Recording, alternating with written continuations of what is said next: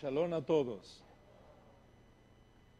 Mi tema en esta conferencia, como fue establecido antes de la llegada del Santo Shabbat, es el siguiente: el Mesías sacerdotal, el eslabón perdido en el judaísmo tradicional. Si usted le pregunta a un rabino perteneciente a cualquiera de las sectas modernas del judaísmo tradicional, ya sea ortodoxo, conservador o reformado, ¿por qué no se reconoce todavía a Yeshua como Mesías? Te va a decir algo como esto. Primero, Yeshua no cumplió las profecías mesiánicas.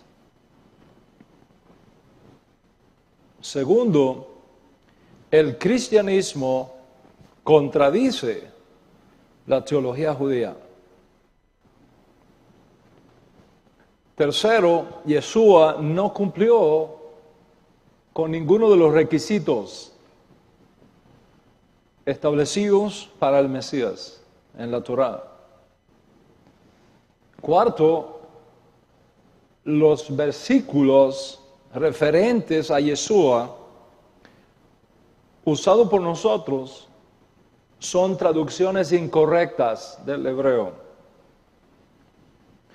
Y quinto, la creencia judía se basa en una revelación nacional, no en una revelación privada.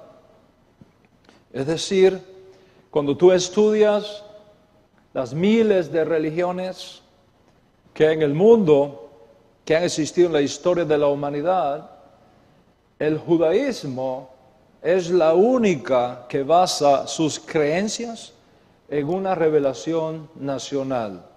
Es decir, Dios reveló la religión judía a todo un pueblo al pie del monte Sinaí. Lógicamente, si Dios fuese a comenzar una nueva religión diferente o sustituta, se espera que se lo diga a todo Israel, no a una sola persona en privado particular. El hecho de que Yeshua creó una nueva religión lo descalifica completamente en sus reclamos mesiánicos. Ese es más o menos el planteamiento que le van a hacer. Nuestra respuesta a cada una de estas objeciones es como sigue, y voy a comenzar de abajo hacia arriba por razones del tema que estaremos considerando en este día.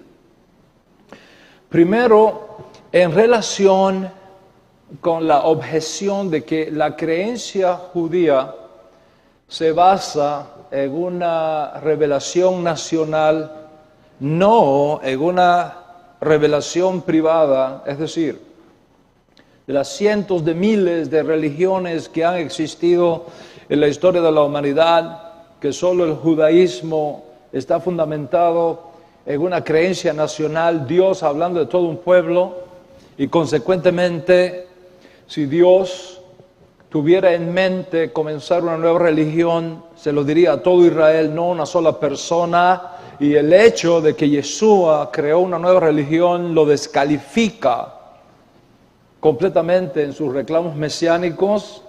Mi respuesta es como sigue: ¿y quién ha dicho? ¿Quién ha dicho alguna vez que Yeshua vino para crear una religión aparte, diferente o sustituta de la revelada por Hashem en Sinaí? Yeshua no vino para eso. Eso es un mito creado por el cristianismo que surgió después, no de Yeshua. con la teología del reemplazo, con la teología de la sustitución, con la teología de la transferencia. No tiene nada que ver con la enseñanza de Yeshua. Nada que ver con los estudiantes originarios de Yeshua. No hay un solo lugar en el Código Real, en el Nuevo Testamento, que pueda apoyar tal idea. Todo lo contrario. Y Yeshua dijo, ni les pase por la mente que yo he venido a cambiar. Yo no he venido a cambiar, he venido a cumplir. Y de cierto os digo, nada cambiará de la Torá, ni siquiera la más pequeña misma de la Torá, ni una yod, que es la letra más pequeña del Aleph Bet, del alfabeto hebreo, ni una marquita de una letra de la Torá cambiará hasta que todo sea cumplido. Consecuentemente, la idea de que Yeshua creó una nueva religión es ridícula.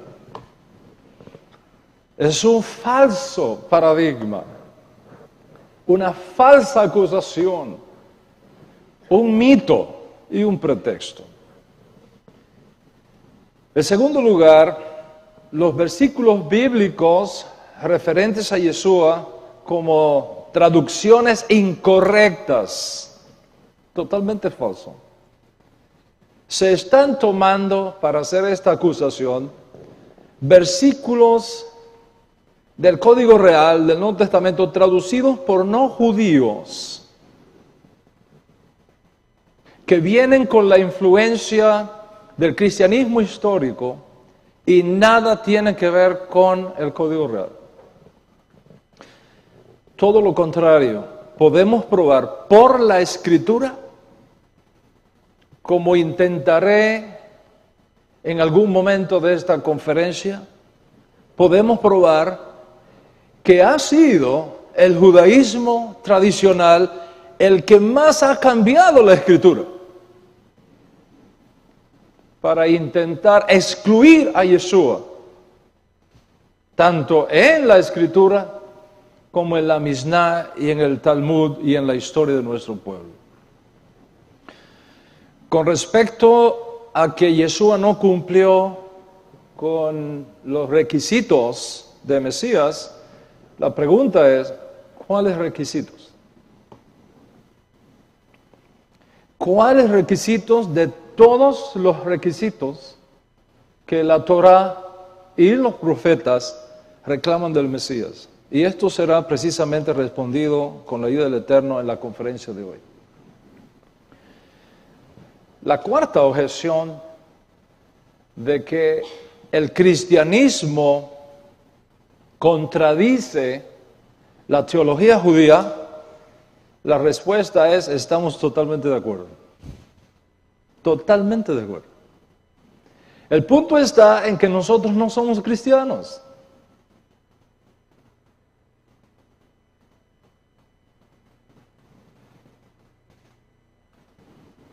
Ni tenemos una teología cristiana como definida por el judaísmo tradicional. Nuestra teología es una teología judía fundamentada en los tres pilares de la teología bíblica. ¿Cuáles son esos tres pilares de la teología bíblica?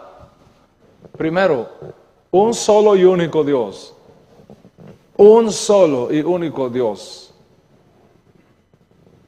Un solo y único Dios, es decir, revelación. Segundo, una sola, inmutable e incambiable Torá, tanto escrita como oral. Es decir, redención. Y tercero, un solo y único pueblo con relación de pacto nacional con Dios, Israel. O sea, elección. Consecuentemente, el argumento no aplica para nada a nosotros. Y en relación con el quinto o la quinta objeción de que Yeshua no cumplió las profecías mesiánicas, esta declaración procura responder una pregunta. ¿Qué es lo que el Mesías tiene que lograr para ser considerado Mesías? ¿Qué es lo que el Mesías tiene que lograr para ser considerado Mesías? La Biblia dice varias cosas. Primero, construir el tercer templo según los parámetros establecidos en el profeta Ezequiel. Segundo, reunir a todos los judíos que regresen a la tierra de Israel. Tercero, traer una edad de paz mundial, acabando con el odio, la opresión, el sufrimiento, la enfermedad, hasta que se cumpla lo que está escrito en los profetas, que una nación no levantará espada contra otra nación, no se ensayarán más los hombres para la guerra. Y además, esparcir el conocimiento universal del Dios de Israel, uniendo a toda la raza humana en una sola fraternidad, para que se cumpla lo que está escrito en la Torá. En aquel día Dios será rey sobre todo el mundo. Y en ese día Dios será uno y su nombre será uno. El hecho histórico es que Yeshua no cumplió con ninguna de estas profecías mesiánicas. Y por tanto, el judaísmo tradicional nunca podrá reconocer a Yeshua como Mesías. Y tiene razón. Tiene razón. Yeshua no cumplió con ninguna de estas profecías relacionadas con el Mesías, excepto en un punto. Excepto en un punto, que haya un eslabón perdido en este planteamiento. Y eso es precisamente lo que nosotros tenemos. El eslabón perdido. Y por lo tanto, lo que nos hace diferentes y únicos dentro de la casa de Israel. La pregunta es, ¿cuál es el eslabón perdido en el judaísmo tradicional por el cual todavía no pueden ver a Yeshua como el Mesías anunciado por Moisés y los profetas? ¿Cuál es ese eslabón perdido? La respuesta es como sigue. La Biblia, la Torá, los profetas de Israel, como está en el Tanaj, la escritura hebrea, no solamente asigna al Mesías un rol monárquico, también le asigna un rol sacerdotal. La misma escritura que le asigna al Mesías un rol monárquico, le asigna un rol sacerdotal. Entonces, si nosotros aplicamos a Yeshua todo lo que los profetas anunciaron sobre su rol monárquico, es decir, construir el tercer templo, reunir a todos los judíos, traer una era de paz, esparcir el conocimiento de Dios en toda la tierra, etc. Evidentemente, Yeshua no califica para ser declarado Mesías. El problema está que la misma escritura que le asigna este rol monárquico, también le asigna un rol previo, no monárquico, sino sacerdotal, que no podemos soslayar, que no podemos ignorar, que no podemos dejar a un lado, so pena de perder al Mesías.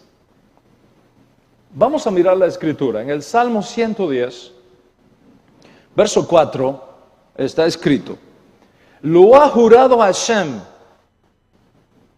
Mire la fuerza de esas palabras. Lo ha jurado Hashem y no se arrepentirá. Tú eres sacerdote para siempre a la manera de Melquisedec, o según la orden de Melquisedec, o por la palabra dicha de Melquisedec. Este es un salmo mesiánico. Nadie lo pone en duda en Israel. La pregunta es, ¿por qué se identifica al Mesías ejerciendo un rol sacerdotal si el Mesías supuestamente es descendiente de la tribu de Judá, a la cual nunca la Torá le ha asignado un rol sacerdotal? La respuesta es que bajo ciertas circunstancias, David ejerció ambos roles, un rol monárquico y un rol sacerdotal. La Escritura nos dice que David ofreció sacrificios y él mismo se sentó al mismo tiempo en el trono de Israel como rey.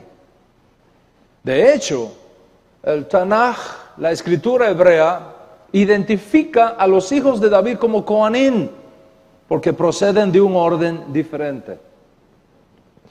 Ahora, si usted quiere un entendimiento exhaustivo de esto, yo les recomiendo que lea un libro titulado ¿Por qué los judíos no aceptan a Jesús?, escrito por un tal Dan Ben Abraham.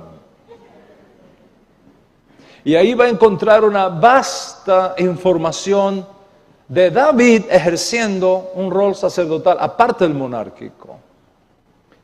Es lógico entonces que Yeshua, siendo un descendiente de David y siguiendo los pasos de David, tenga que ejercer también un rol sacerdotal, además de un rol monárquico, porque está escrito de él: tú eres sacerdote para siempre, según la orden o por decreto de Melquisedec. Vamos a seguir entonces mirando la Escritura.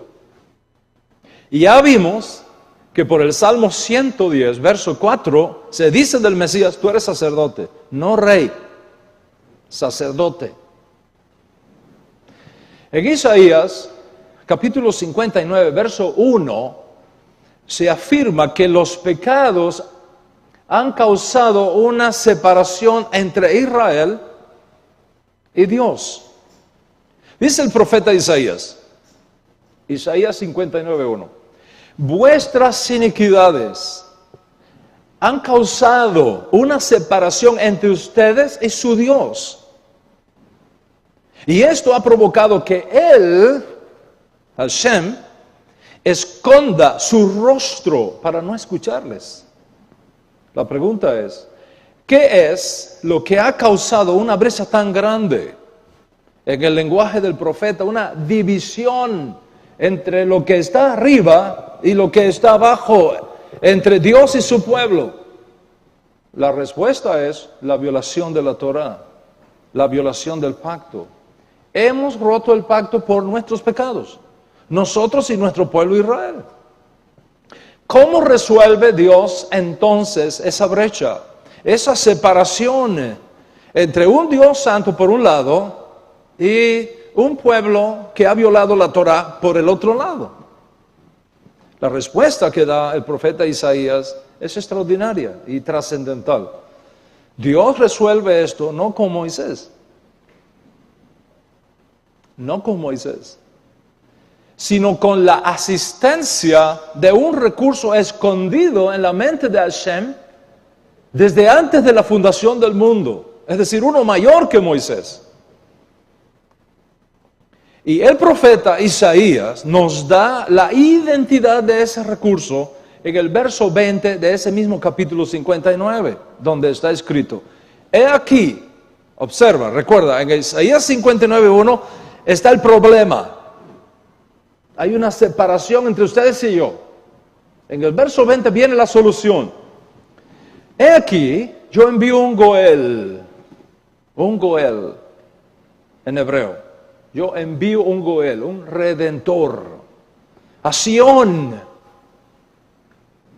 a favor de aquellos de Jacob, es decir, de la casa de Israel, que se arrepientan de los pecados intencionales.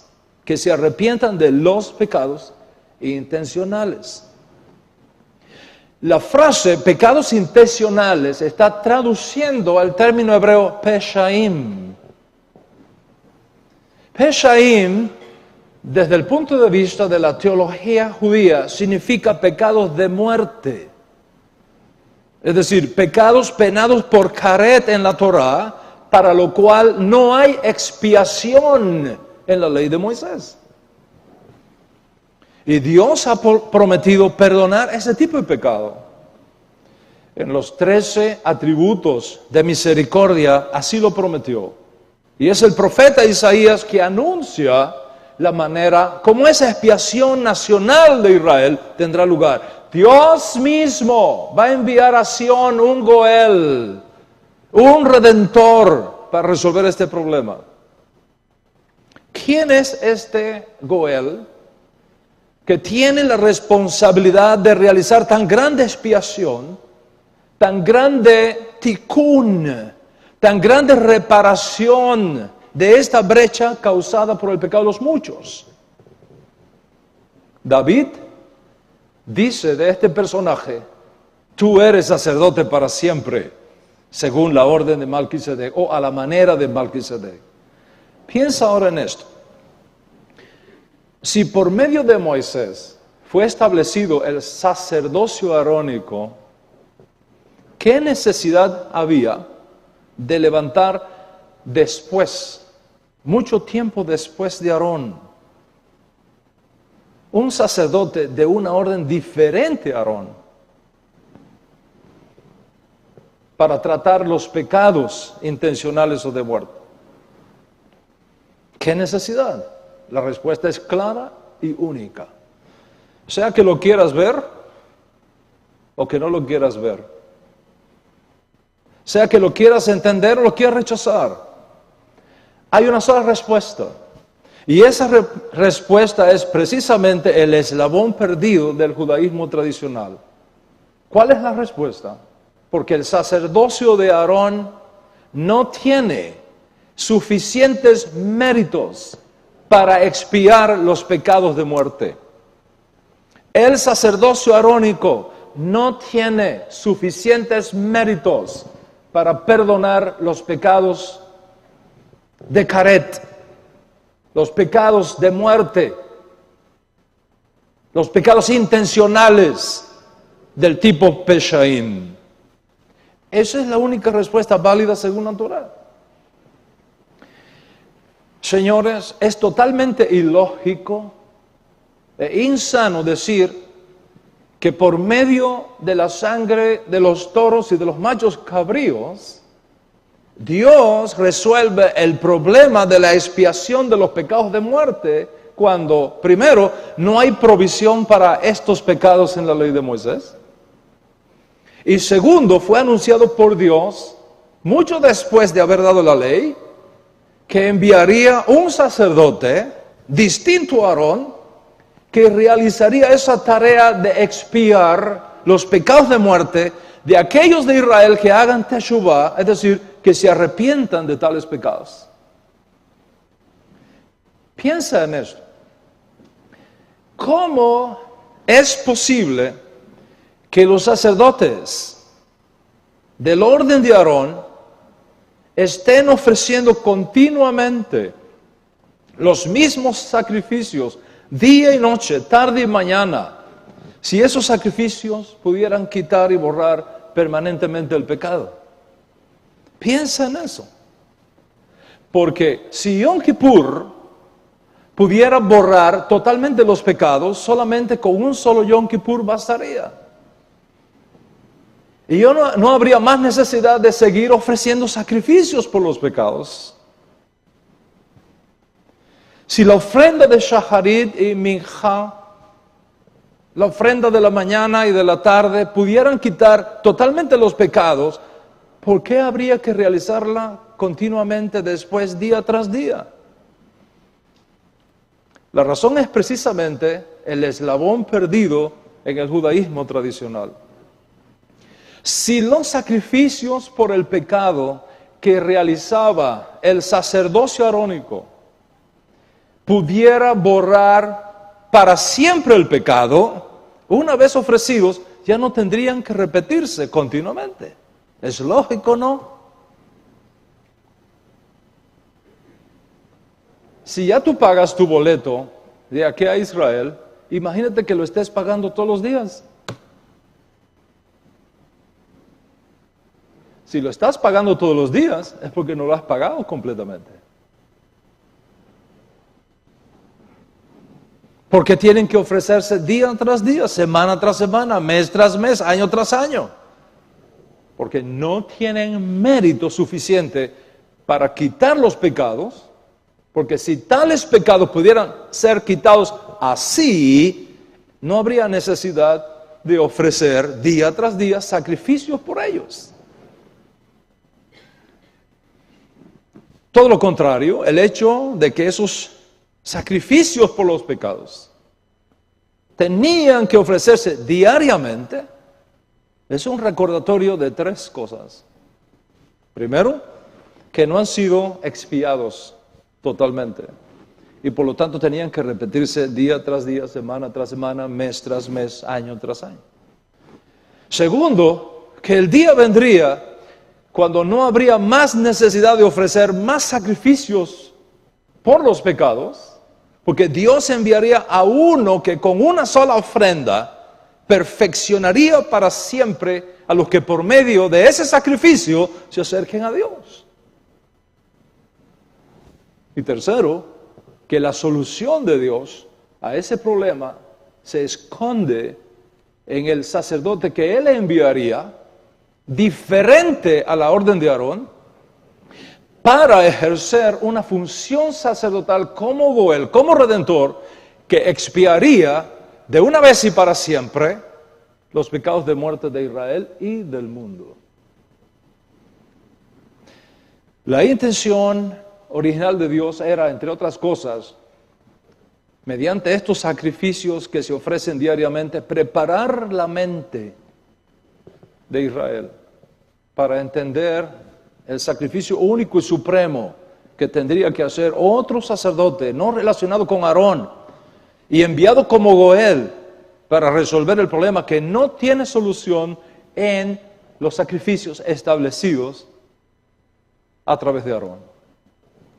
El profeta Jeremías, capítulo 7, versículos 21 al 23, dice lo siguiente, y cito: en verdad, cuando yo saqué de Egipto a sus antepasados, no les dije nada, ni les ordené nada acerca de holocaustos y sacrificios. ¿Están escuchando ustedes?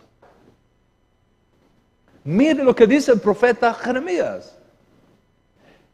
Cuando yo saqué de Egipto a sus antepasados, no les dije nada, ni les ordené nada acerca de holocaustos y sacrificios.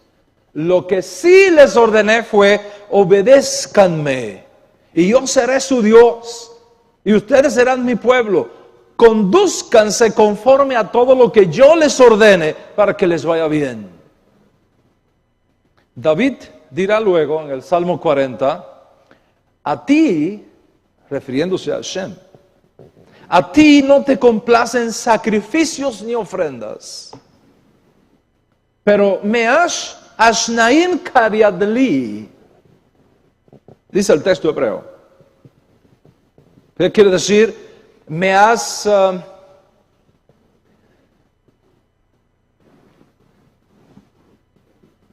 roto. ¿Cómo se hace cuando se rompe la ropa desgarrado? Dice, me has desgarrado, Asnaín Kariadli, me has desgarrado los dos oídos. Dicho en un lenguaje que podamos entender, me has operado los oídos, me has perforado los oídos. Es decir, me has circuncidado el corazón. Me has hecho obediente para hacerme entender. Eso es lo que dice David en el Salmo 40. Lo voy a repetir. Mira que dice David por el Espíritu. A ti no te complacen sacrificios ni ofrendas, pero me has rasgado los oídos que es una expresión, es un idioma en hebreo para decir, me ha circuncidado el corazón, para hacerme entender. Para hacerme entender qué cosa.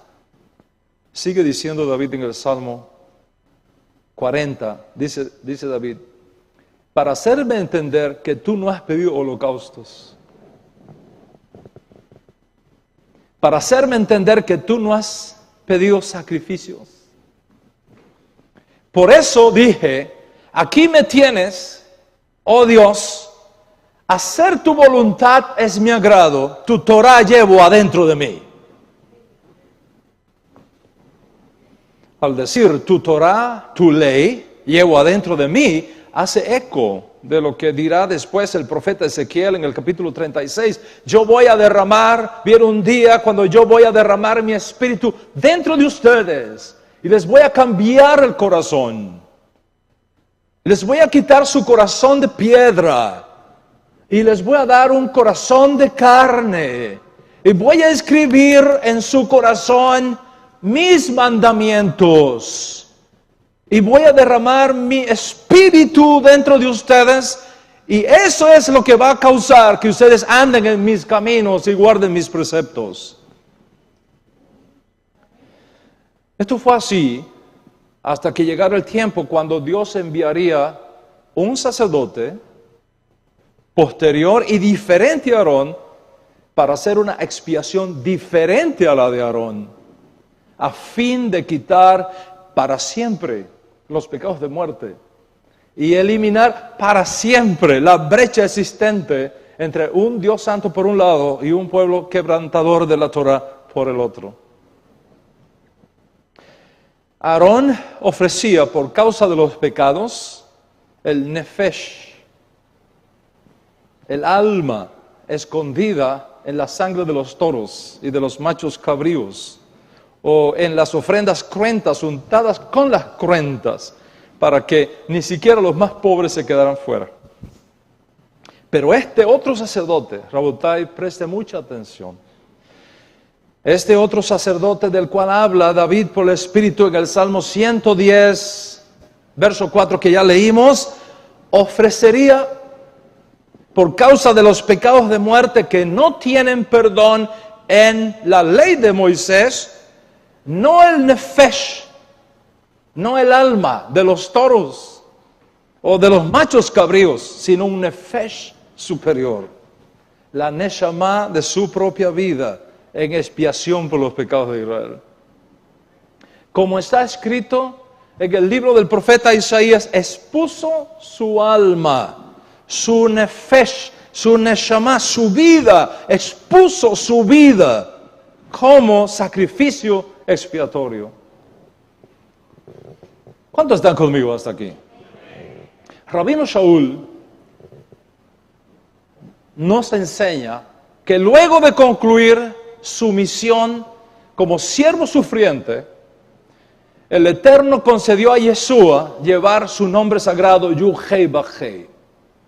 Presten mucha atención, porque vamos a entrar en un campo de un poco de profundidad en esta sección de la conferencia. Presten mucha atención. Voy a repetir. Rabino Shaul, en nombre de su majestad, enseña que al concluir su misión como siervo sufriente, Hashem, Yud-Hei Vah-Hei, concedió a Yeshua llevar su nombre sagrado. Le dio el nombre que es sobre todo nombre. Esto no es la primera vez que ocurre en Israel, pero sí la primera vez que ocurre de forma permanente. La primera vez, tal honor fue concedido al ángel, al malach, al mensajero celestial, que fue enviado para ayudar en el proceso de sacar a los hijos de Israel de Egipto. En Shemot capítulo 23, verso 20, dice así, y cito, Shemot 23, 20. Date cuenta, Israel, que yo envío mi malach mi ángel delante de ti para que te proteja en el camino y te lleve al lugar que te he preparado. Préstale atención y obedécelo. No te rebeles contra él, porque mi nombre está en él. Es decir, el hecho de que Rashaul diga que a Yeshua, Hashem le permitió llevar su nombre, no es nada nuevo en Israel. La diferencia es que en el caso de Yeshua, Hashem le dio este honor, no temporalmente, sino permanentemente. ¿Qué es lo que significa llevar el nombre de Hashem contigo? ¿Qué es lo que significa? Llevar el nombre de Dios en hebreo quiere decir que Dios transfiere a esa persona el derecho legal de representarlo en la misión encomendada. En el primer caso, al ángel que ayudaría a Israel en su proceso de liberación de la esclavitud egipcia. En el segundo caso, en el caso de Mashiach, Dios decidió colocar permanentemente su nombre en él, de tal manera que fuese su última y final representación legal. Y es por eso que está escrito en nuestros libros, Dios ha hablado muchas veces a los padres de muchas maneras, pero ahora, en los postreros días, nos ha hablado por su ungido, el cual es el Zohar Kavod.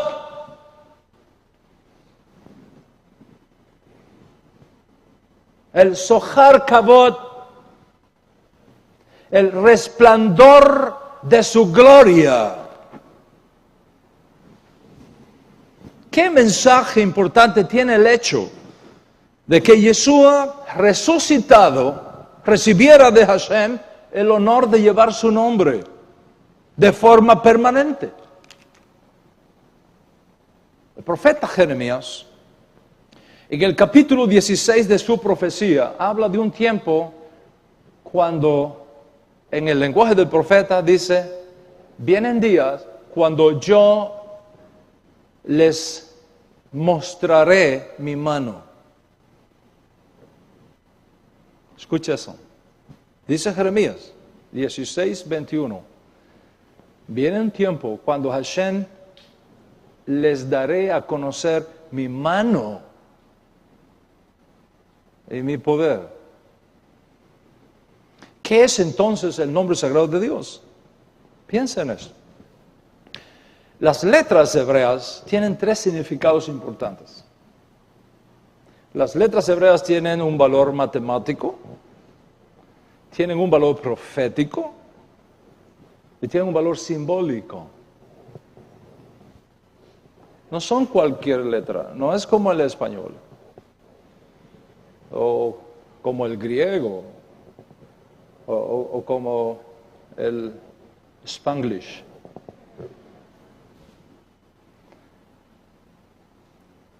¿Cuál es el valor, en este caso numérico, de las 4 letras del nombre sagrado de Dios? Yud, Hei, Vav, Hei.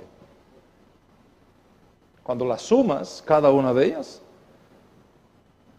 alcanza la cifra de 26. Más el valor de las 4 letras que componen el nombre, nos da el valor de 30. ¿Y qué es 30? Una alusión a la edad que tenía Yeshua cuando comenzó su ministerio público en Israel. Ve mirando todas estas alusiones, ve mirando todos estos cabos. Piensa ahora en esto. El malaj que le dio el nombre a Yeshua relacionó el nombre que se le estaba dando con su significado profético, no numérico, profético. Llamará su nombre Yehoshua, porque Él salvará a su pueblo de sus pecados. Es un juego de palabras en hebreo. Porque Yehoshua significa Yahshua. Es decir, Hashem es la salvación. La salvación es del Eterno. La salvación pertenece a Dios, etc. En Isaías capítulo 53, versículos 8 al 10, se encuentra de una forma codificada. Preste mucha atención. Isaías capítulo 53, versículos 8 al 10, se encuentra en forma codificada. Cada 20 espacios, siguiendo el sistema de secuencia equidistante de las letras hebreas, comenzando con el verso 10 hasta el verso 8, aparecen 7 letras hebreas cada 7 espacios. Cada 20 espacios. ¿Cuáles son las 7 letras hebreas que aparecen matemáticamente cada 20 espacios en esos versículos? Primero la Yod, después la Shin, 20 espacios después la Baf, 20 espacios después la Ain, 20 espacios después la Shim, 20 espacios después la Mem y 20 espacios después la Yod. Cuando lo suma, dice Yeshua Shemi. ¿Qué quiere decir? Yeshua es mi nombre.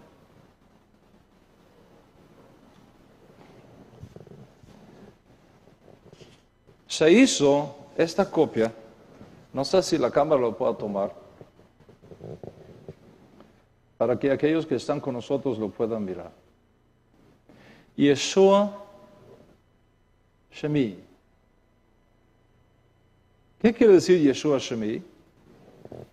Yeshua es mi nombre.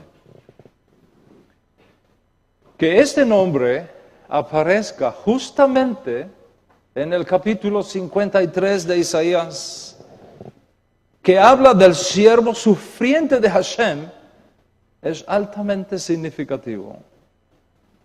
Y si alguien tiene duda de la veracidad de los códigos bíblicos, recordemos las palabras de Robert Aumann, el más reconocido matemático de Israel, que dice, los códigos bíblicos no solamente son kosher, son glad kosher. ¿Qué más tenemos escondido?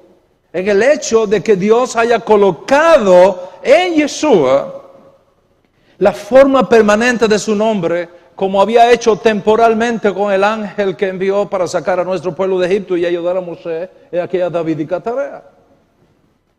Piensen en esto. El profeta Zacarías, que habla del Mesías sufriente, que habla del Mesías humilde, el Mesías que viene a Israel montado en un burro, contiene también, de forma codificada, el nombre de nuestro justo Mesías. Si utilizamos la herramienta de los códigos bíblicos. En efecto, Zacarías, capítulo 9, verso 9, Zacarías 9:9, después usted lo puede buscar en su casa. El número a partir de 22 letras exactas, 22 espacios exactos, comenzando con la primera Yud de alégrate, salta, surge el nombre Yeshua. En Zacarías, capítulo 9, verso 9. ¿Quieres más evidencia? Piensa en eso. Recuerda que el idioma hebreo en su origen está formado por imágenes ideográficas, es decir, simbólicas. No sé cuántos de ustedes al entrar aquí a la Bet Knesset vieron afuera una imagen ideográfica que tiene un teléfono y un círculo con una raya que dice no teléfono, no grabar y tampoco no comer. ¿Lo vieron? Posiblemente no, pero sí, ahí está. También aparece un signo de una pistola con un círculo rojo encima, cruzado. Quiere decir, está prohibido traer dentro armas, portar armas aquí adentro, está prohibido. Son imágenes ideográficas. ¿Cómo usted sabe cuando está en el aeropuerto corriendo y le quedan solamente un minuto para tomar su avión para Londres? ¿Cómo sabes cuál es el baño de los hombres y de las mujeres? Ellos no le ponen nombre. ¿Qué ponen afuera? Una imagen ideográfica, un hombre o una mujer. El solo hecho de poner una figura te dice un mensaje. Este es el baño de los varones, o este es el baño de las mujeres, o este es family room, y tú puedes entrar, hombres y mujeres, con su bebé para cambiarlo, etc. No ponen nombres. No es necesario, ahí están las imágenes. En hebreo sucede igual. La Aleph, por ejemplo, es simbólico del toro. La Aleph significa en Kabbalah fuerza. La Bet representa casa. Por eso esto se llama Bet HaKnesset, la casa de reunión. La Bet HaKnesset, la letra hebrea. Bet. Y así sucesivamente. Yo les voy a pedir que recuerden lo que dije de las letras hebreas. Las letras hebreas tienen 3 características. ¿Cuáles son? Tienen un valor matemático, un valor profético y un valor ¿qué? Simbólico. ¿Cuáles son las 4 letras hebreas que componen el nombre de Dios? Yud, Hei, Vav, Hei. Usando el idioma hebreo moderno. Si fuéramos un poco atrás, no sería Yud, Hei, Vav, Hei, sería Yud, Hei, Vav, Hei. Bueno, Yud, Hei, Vav, Hei. ¿Cuál es el significado de la Yod en hebreo? Ideográfico, simbólico, mano. ¿Eso qué quiere decir la Yod? Mano. Nosotros tenemos aquí, para leer la Torah, un yad que tiene una manito, porque eso es lo que quiere decir en hebreo. Yod, en hebreo, el lenguaje biográfico de la Yod es mano. La G, o la Hei, como dicen nuestros hermanos Ashkenazim, se lo permitimos. La Hei quiere decir ventana. O sea, sugiere la idea de contemplar, mirar por una ventana. Ese es el significado ideográfico de la Hei. La Vav significa en ese lenguaje ideográfico clavo. Clavo. Y la Hei, que se reproduce otra vez, el nombre sagrado tiene 2 G, ventana, mira, contempla. Si colocamos todo esto junto, ¿cuál es el mensaje escondido en el nombre sagrado? Primero, Yod, Hei, quiere decir, mira la mano. Y si juntas las otras 2, la Vav y la G, mira, contempla el clavo. Compara esto con el profeta Zacarías, capítulo 13, verso 6, que dice, y si alguien le pregunta, ¿por qué tienes esas heridas en las manos? Él dirá, son las heridas que me hicieron en la casa de mis amigos. Y compáralo también con el salmo que Yeshua estuvo confesando en el proceso de su martirio, como está documentado en el Salmo 22, donde está escrito en un lugar de ese salmo, como perros de presa me han rodeado. Está hablando de los soldados romanos. Como perros de presa me han rodeado. Me han cercado una banda de malvados. Me han traspasado las manos y los pies. Bueno, aquí tengo que hacer un paréntesis para recordar a mis amigos que los masoretas cambiaron este significado. El judaísmo tradicional, la Edad Media, cambió este significado porque era obvio que cualquiera que lo oía decía, oye, como que tiene relación con ese personaje. Vamos a cambiar eso. Y lo cambiaron y pusieron como un león, cercaron mis manos y mis pies. Sin embargo, tanto en los manuscritos hebreos del Mar Muerto que tenemos, como en los manuscritos hebreos que usaron los sabios judíos, que tradujeron la Torá y el Tanaj al griego por primera vez, claramente establecen, traspasaron mis manos y mis pies. ¿Cuántos están conmigo? Vamos a retomar Isaías 53. Ya dije que este Goel no presentaría otra neshama, otro nefesh, que su propia alma en el altar del sacrificio no usado por Aarón, porque él no es de la línea de Aarón, sino en un altar diferente, no hecho de manos, el que se le mostró a Moisés en visión sobre el monte Sinaí, del cual el terrenal solamente es un avance y preparación de los bienes venideros. Y como está revelado en el nombre mismo del Eterno, Yuhei Bajei, mira la mano, mira el clavo. Y este es, señores, precisamente el eslabón perdido del judaísmo tradicional, la ausencia de expiación por la ausencia del Goel que aún no han reconocido. Y es por eso que, señores, en nuestros rezos no decimos, como afirma cada día el judaísmo tradicional, no tenemos un Cohen que interceda por nosotros, sino que decimos, te damos gracias porque ahora tenemos un Cohen que intercede por nosotros. Así pues, los sacrificios del templo son solamente un esbozo de los bienes venideros.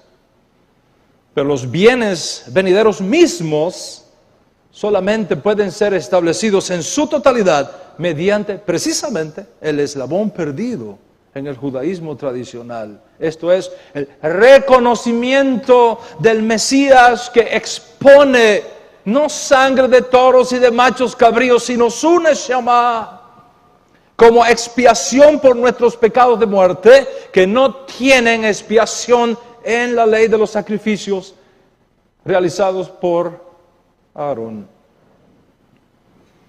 Entonces, ¿cuál es la diferencia entre el judaísmo tradicional y el judaísmo nezarita representado en esta casa? El judaísmo tradicional, sea ortodoxo, conservador o reformado, no tiene una fuente de expiación por los pecados. No lo tiene. Mucho menos por los pecados de muerte. No la tiene. Nuestro judaísmo tiene una fuente de expiación por los pecados. Y esa fuente de expiación es el Mesías sufriente. El Mesías sacerdotal que debe aparecer primero en Israel que el Mesías invicto. El judaísmo tradicional tiene que reinterpretar la Escritura, la mayoría de las veces cambiándola, para hacerla decir que ahora, sin templo, sin sacrificios por los pecados, las oraciones de nuestras bocas pueden reemplazar los sacrificios del templo y convertirse así en una fuente de expiación para Israel. En otras palabras, el judaísmo tradicional, por su obstinación contra Yeshua, ha creado una teología del reemplazo, tan mala teología como la creada por el cristianismo tradicional.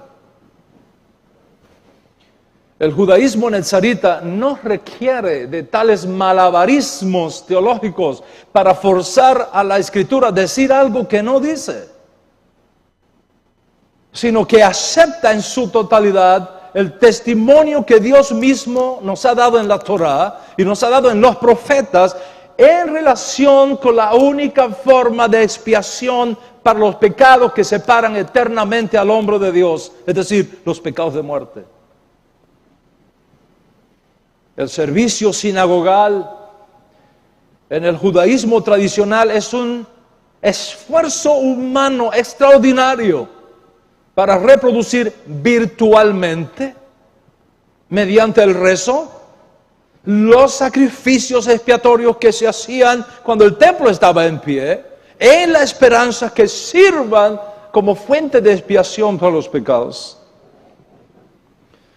El servicio sinagogal en el judaísmo nezarita no es un esfuerzo humano para buscar una fuente de expiación en algo que no lo tiene, sino la expresión de gratitud y de alabanza a Dios en frutos de labios que exaltan su gloria y su poder por darnos a Yeshua, prometido por Moisés y por los profetas. El judaísmo tradicional busca desesperadamente la sangre de los toros y de los machos cabríos que ya no pueden ofrecerse por cuanto no hay templo. El templo está destruido. El judaísmo nezarita procura ofrecer a Dios, por medio de Yeshua, sacrificios de alabanza que traigan honor a su nombre por su fidelidad. El judaísmo tradicional busca en Isaac una fuente de expiación, como dice el Sidur del judaísmo tradicional, y cito uno de ellos: sea tu voluntad, oh eterno Dios nuestro y Dios de nuestros padres, que te colmes de misericordia hacia nosotros, y de este modo, por la abundancia de tu misericordia, recuerda para nosotros la atadura a la que fue sometido nuestro padre Isaac, hijo de nuestro padre Abraham, de bendita memoria, y contempla sus cenizas, a fin de tener piedad de nosotros y abolir todos los decretos duros y nefastos que pesen sobre nosotros. El judaísmo nezarita ha encontrado en aquel del cual nos habla simbólicamente Isaac, quien no llegó nunca a ser sacrificado, la fuente de expiación segura por la cual son quitados todos los decretos duros y nefastos que pesaban sobre nosotros, de una vez y para siempre. El judaísmo tradicional reza diciendo en uno de los sidurim, y cito: soberano del universo, tú nos ordenaste ofrecer la ofrenda continua a su debido tiempo, que los coanín oficiaran en su servicio, los levitas cantaran en sus estrados y los israelitas estuvieran en sus puestos. Pero en el presente, debido a nuestros pecados, el santo templo está destruido, la ofrenda continua ha cesado y ya no tenemos más cohen en su servicio, ni levita en su estrado, ni israelita en su puesto.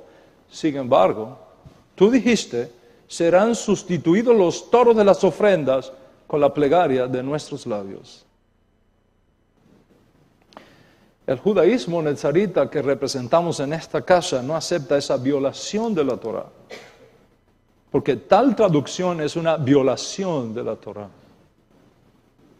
Porque si decimos, por un lado, que la Torah de Moisés no puede ser cambiada, ¿cómo yo voy a poner en los labios del profeta Oseas que sí la cambió o la sustituyó, al decir, sin embargo, tú dijiste, sean sustituidos los toros de las ofrendas con la plegaria de nuestros labios, creando así una teología de la sustitución, como previamente dijimos?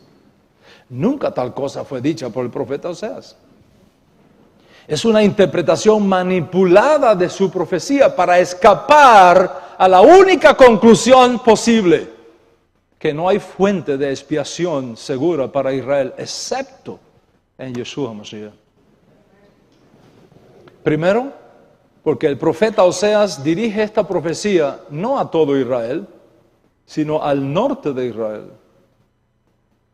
Y segundo, porque en el tiempo cuando Oseas escribió esta profecía, el templo estaba en pie.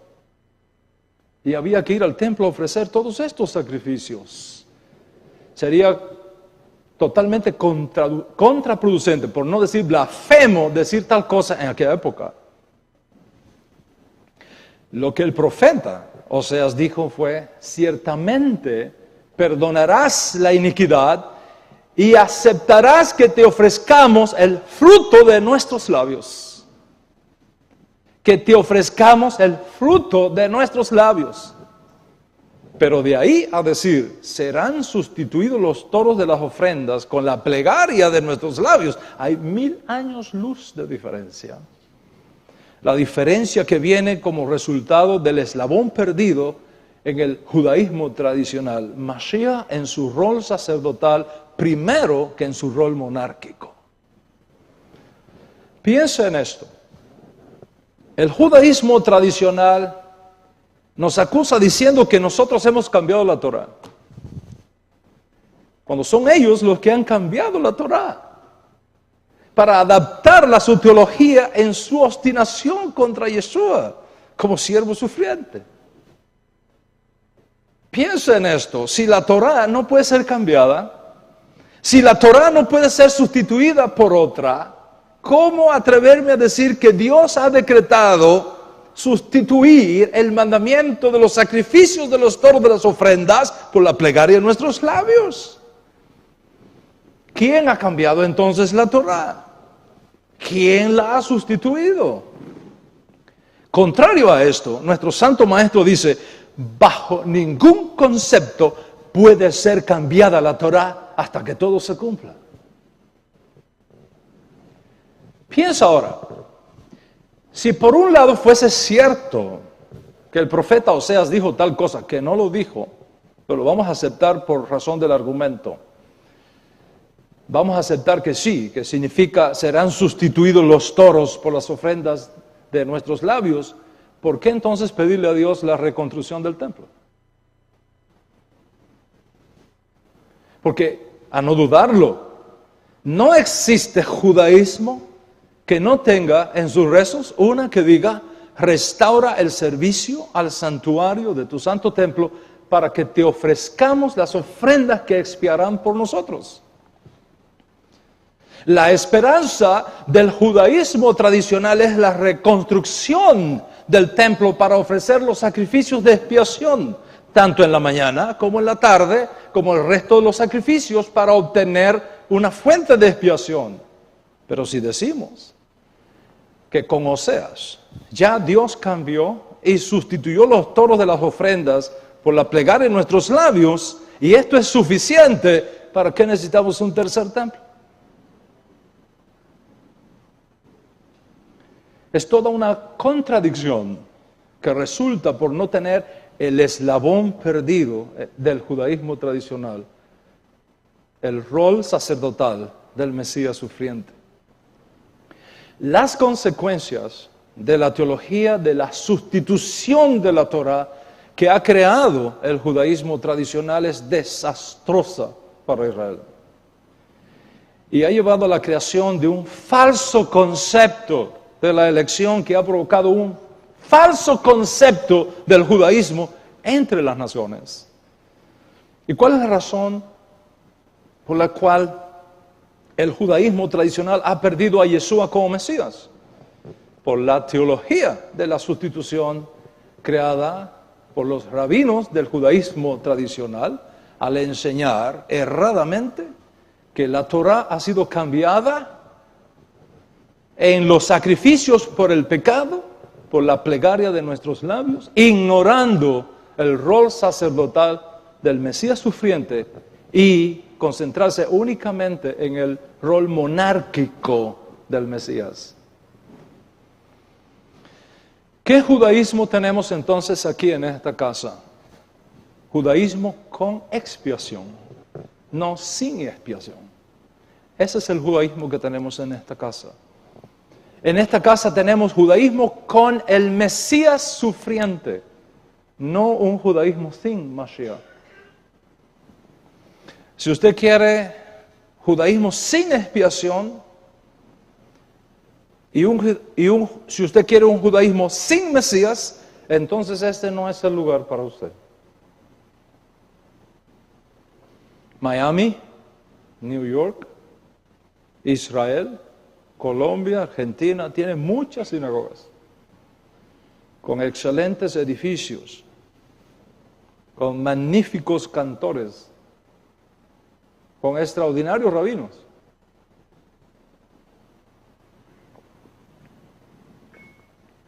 Pero todos con un eslabón perdido.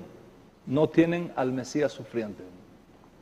no tienen una fuente de expiación para los pecados intencionales, para los pecados de muerte, que son precisamente los pecados que te impiden entrar al mundo por venir. Y por falta de templo, tampoco tienen una fuente de expiación para los pecados no intencionales. Entonces, mi amigo, si tú quieres pasarte la vida diciéndole a Dios que tenga misericordia de ti por los méritos de Isaac, que murió y fue vuelto cenizas, lo cual es total falsedad, lo cual nunca ocurrió, esa es tu decisión personal. Pero escucha bien, la teología del judaísmo tradicional parte de una premisa falsa. ¿Cuál es la premisa falsa? Que Isaac murió en sacrificio y que sus cenizas son una fuente de expiación para anular todos nuestros decretos, para anular todo decreto duro y nefasto que pese sobre nosotros. Es una absoluta premisa falsa. El judaísmo nazarita que representamos aquí en esta casa parte de una verdad bíblica, profética e histórica, que el Mesías sufriente murió ofreciendo méritos para nuestra redención. El judaísmo tradicional sigue buscando en Isaac una fuente de expiación. El judaísmo nazarita encuentra en Yeshua esa fuente de expiación. Y nosotros nos vamos a pasar la vida agradeciéndole a Dios por habernos enviado a uno mayor que Isaac, al siervo sufriente por cuyos méritos tenemos perdón de pecados y herencia entre los santificados. Y este eslabón perdido es la gran diferencia entre el judaísmo tradicional y nuestro judaísmo. Y las consecuencias teológicas, éticas, halágicas y litúrgicas hacen una clara distinción entre ambos judaísmos. Entonces, si tú quieres un judaísmo sin expiación, aquí no lo vas a hallar. Lo vas a encontrar en el judaísmo tradicional. Pero si tú andas buscando un judaísmo con expiación, estás entonces en el lugar correcto y te decimos bienvenido a casa.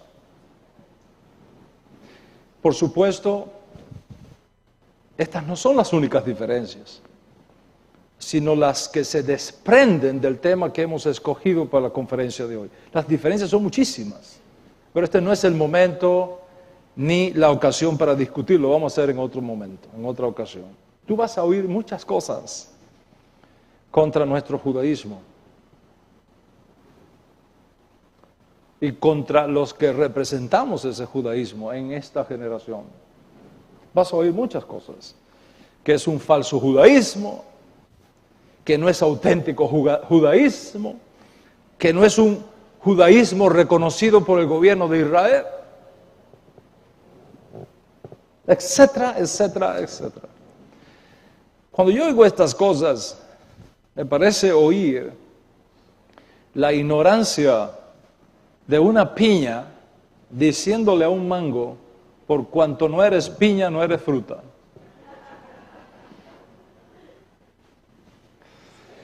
Esa mentalidad de túnel, que si tú no eres como yo, no eres, no es otra cosa que fascismo disfrazado de religión. Imagínate al hígado diciéndole a los riñones: por cuanto tú no eres hígado, tú no eres parte de este cuerpo.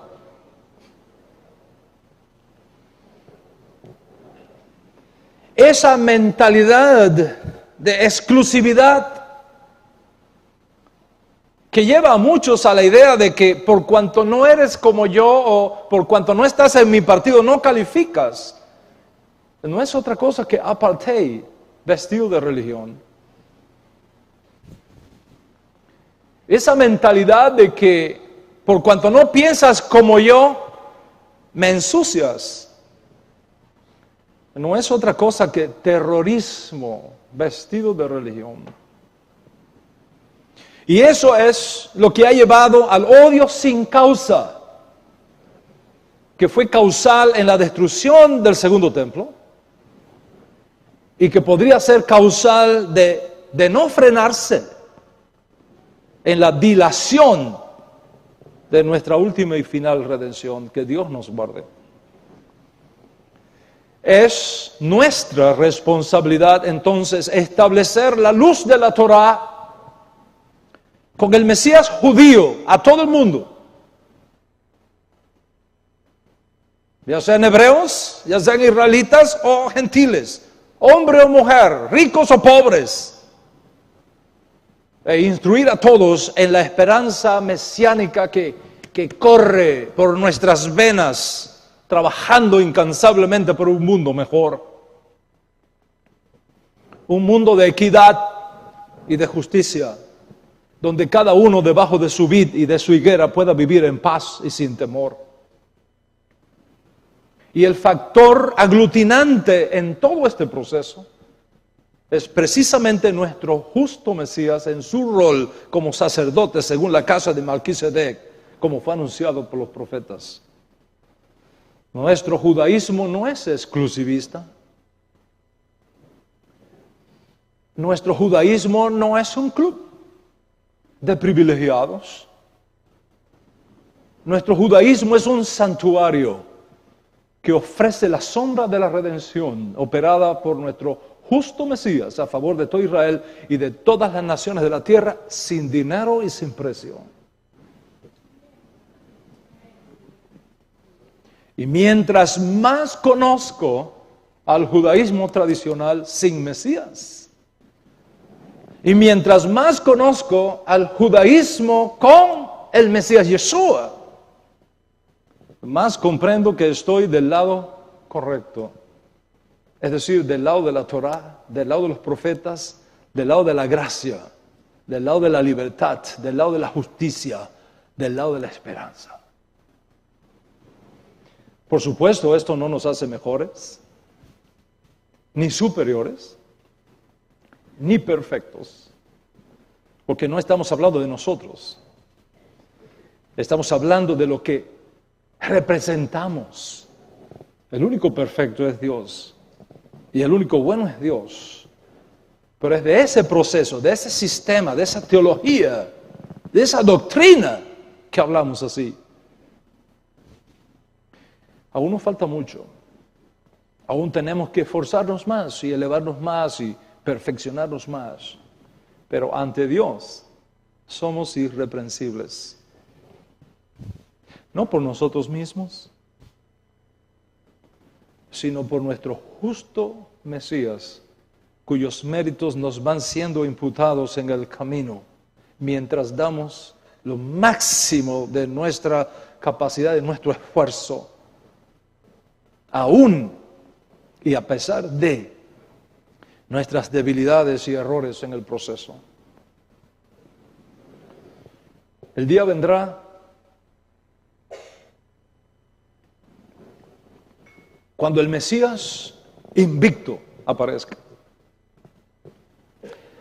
El día vendrá cuando el hombre noble que fue a recibir un reino y regresar, regrese. Y entonces se sabrá quién es quién. Entonces se sabrá qué conversión es auténtica y aceptable.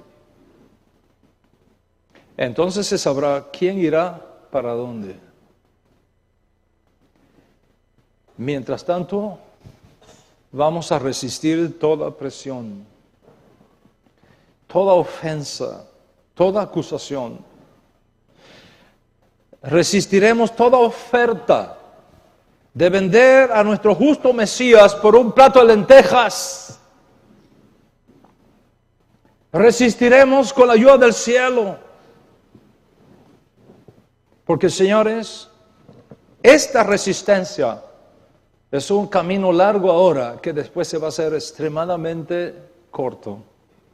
El otro es un camino corto ahora, pero que se va a hacer extremadamente largo después. Y vamos a resistir toda acusación y todo rechazo y seguiremos adelante. Cayéndonos misiles y bombas, seguiremos adelante. Soportando todo rechazo, aún el rechazo que más duele, el de aquellos que más amamos en este mundo y que llevan parte de nuestra alma.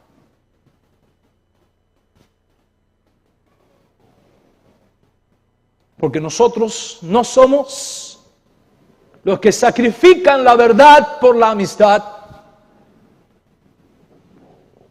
ni los que aman más la gloria de los hombres que la gloria de Dios.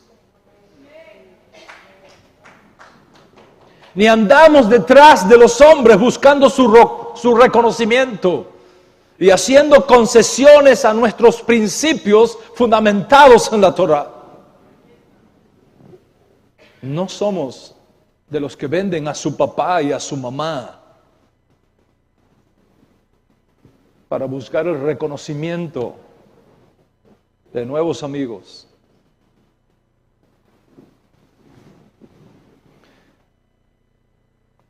Y el que es del Mesías, su voz oirá y les seguirá. Como él dijo, mis ovejas oyen mi voz y me siguen. Y yo les garantizo que entrarán al mundo por venir. Y de los demás, como está escrito de ellos, salieron de nosotros porque no eran de nosotros. Porque si hubiesen sido de nosotros, habrían permanecido con nosotros.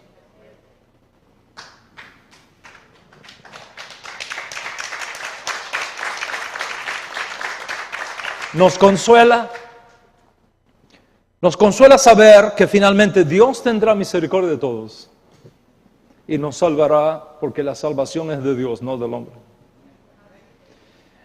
Y nos consuelan las palabras de nuestro justo Mesías cuando dijo, no temáis manada pequeña, porque a mi Padre le ha placido daros su reino. Eso nos consuela. Yeshua HaMashiach, el siervo suficiente, el maestro de justicia de Israel y del mundo, no es negociable en esta casa. No lo negociamos, ni por padre, ni por madre, ni por esposa, ni por hijos, ni por hijas, ni por tierras, ni por promesas, ni por dinero, ni por migajas, escritos según papel que se los lleva el viento. Porque el propio Yeshua nos dice, al que me negare delante de los hombres, yo también le voy a negar delante de mi Padre que está en los cielos. Y dijo más, dijo, todo el que se ve en la posición de tener que dejar esposa, esposo, hijos, hijas, padre, madre, tierras, por la causa que yo represento, tendrá 100 veces más todo esto en esta edad presente y la vida eterna en el mundo por venir.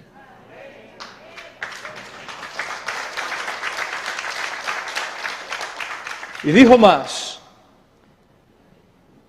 ay de aquel que haga tropezar a uno de estos pequeños que creen en mí. Mejor le fuera a ese hombre no haber nacido que hacer tropezar a uno pequeño que cree en mí. Y aunque me quede solo en el mundo y abandonado por todos, seguiré creyéndole a Dios. Seguiré creyéndole a Moshe, seguiré creyendo a los profetas, porque no hay redención excepto por los méritos ofrecidos a nuestro favor por ese sacerdote del cual anunció David que vendría. Y quiero que todos sepan en este día que no están escuchando las palabras de un hombre criado en cuna de oro.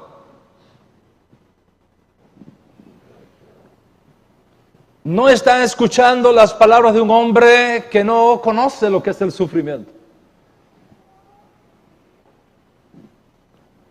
Están escuchando la voz de uno que viene del campo de batalla.